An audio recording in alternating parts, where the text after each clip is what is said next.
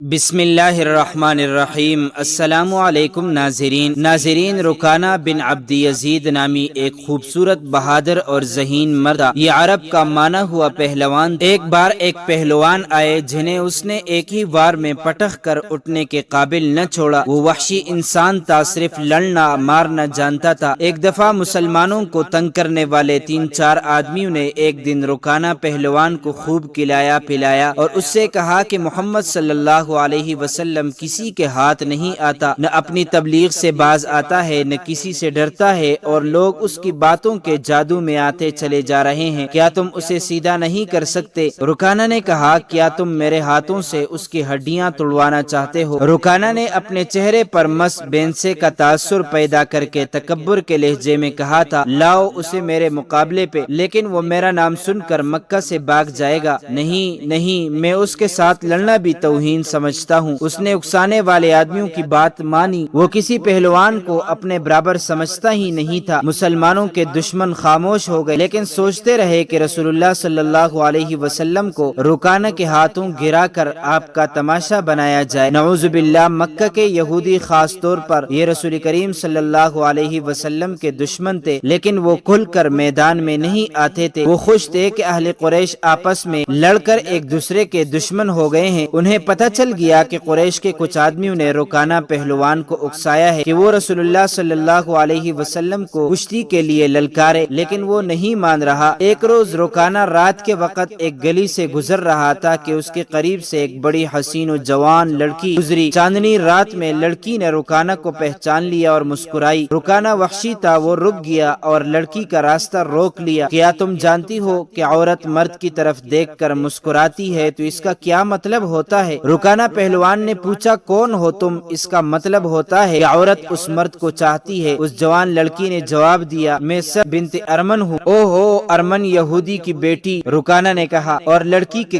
کندھوں پر ہاتھ رکھ کر اسے اپنے قریب کر کے بولا، کیا میرا جسم تجھے اتنا اچھا لگتا ہے؟ اور کیا میری طاقت نے تجھے مانوس کر دیا ہے؟ سب نے ہٹتے ہوئے کہا، تم محمد سے ڈرتے ہو؟ کون کہتا ہے؟ رکانہ نے گرج کر پوچھا۔ سب کہتے ہیں۔ سب نے کہا، پہلے محمد صلی اللہ علیہ وسلم کو گراؤ، میں اپنا جسم تمہیں انعام میں دوں گی۔ اللہ کے بیٹوں اور بیٹیوں کی قسم، تیری بات پوری کر کے تیرے سامنے آؤں گا۔ رکانہ نے کہا، لیکن تو نے غلط سنا ہے کہ میں محمد سے ڈرتا ہوں۔ بات یہ ہے کہ میں اپنے سے کمزور سے لڑنے میں اپنی توہین سمجھتا ہوں، لیکن تیری بات پوری کروں گا۔ مشہور مورخ ابن ہشام نے لکھا ہے کہ رسول کریم صلی اللہ علیہ وسلم نے خود رکانہ پہلوان کو کشتی کے لیے للکارا تھا، لیکن دوسرے مورخ ابن اسیر نے جو شہادت پیش کی ہے وہ صحیح ہے کہ رکانہ نے محمد صلی اللہ علیہ وسلم کو کشتی کے لیے للکارا اور اس نے کہا، میرے بیٹے، تم بڑے دل اور بڑی جرت والے آدمیوں میں سے ہے۔ یہ بھی جانتا ہوں کہ تم جھوٹ بولنے سے نفرت کرتے ہو، لیکن مرد کی جرت اور صداقت کا پتہ اکاڑے میں چلتا ہے۔ آؤ میرے مقابلے میں، اکاڑے میں اترو۔ اگر مجھے گرا لو تو میں تمہیں اللہ کا بھیجا ہوا نبی مان لوں گا۔ اللہ کی قسم، تمہارا مذہب قبول کر لوں گا، لیکن ایک بھتیجے اور چچا کی کشتی نہیں ہوگی۔ رسول اللہ صلی اللہ علیہ وسلم نے رکانہ کی للکار کے جواب میں کہا، ایک بت پرست اور سچے دین کے پیغمبر کی لڑائی ہوگی، تو ہار گیا تو اپنا وعدہ نہ بھول جانا۔ مکے میں یہ خبر صحرا کی آندھی کی طرح پھیل گئی کہ رکانہ پہلوان اور محمد صلی اللہ علیہ وسلم کی کشتی ہوگی، اور جو ہار جائے گا وہ جیتنے والے کا مذہب قبول کرے گا۔ قریش کا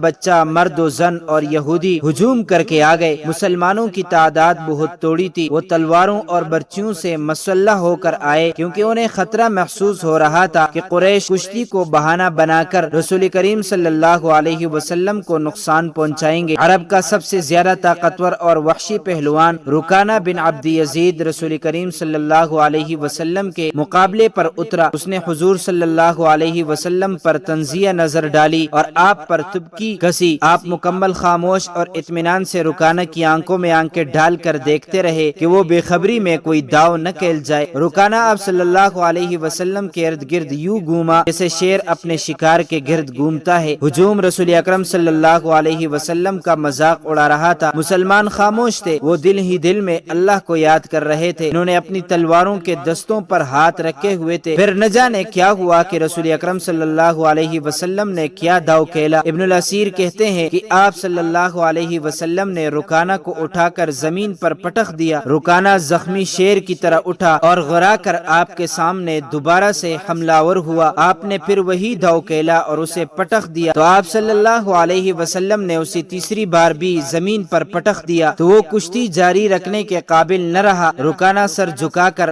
آقا صلی اللہ علیہ وسلم سے وہ نکل گیا۔ ہجوم پر سناٹا طاری ہو گیا اور مسلمان ننگی تلواریں اور برچیاں ہوا میں لہرا لہرا کر اور اچھال اچھال کر نعرے لگا رہے تھے۔ رکانہ رسول کریم صلی اللہ علیہ وسلم نے اسے للکار کر کہا کہ اپنا وعدہ پورا کر اور یہی اعلان کر کہ آج سے میں مسلمان ہوں۔ رکانہ قبول اسلام سے صاف انکار کر رہا تھا اور پھر فتح مکہ کے دن میں اسلام قبول کر لیا۔ بعض مورخین نے لکھا ہے کہ رکانہ نے کشتی والے دن ہی اسلام قبول کر لیا تھا اور کہا تھا کہ جس شخص نے مجھے ہرایا ہے یہ کوئی عام آدمی ہو ہی نہیں سکتا بلکہ یہ اللہ کا ہی نبی ہے۔ تو معزز ناظرین، اللہ تعالیٰ سے دعا ہے کہ وہ ہمیں نبی کریم صلی اللہ علیہ وسلم سے سچی محبت نصیب فرمائے، آمین۔ معزز ناظرین، امید کرتا ہوں آپ کو یہ ویڈیو اچھی لگی ہوگی۔ مزید معلومات کے لیے ہمارے چینل کو سبسکرائب کیجیے۔ اگر زندگی کے لمحات مزید باقی رہے تو آپ کے لیے ایک اور بہترین ویڈیو لے کر حاضر ہوں گا، تب تک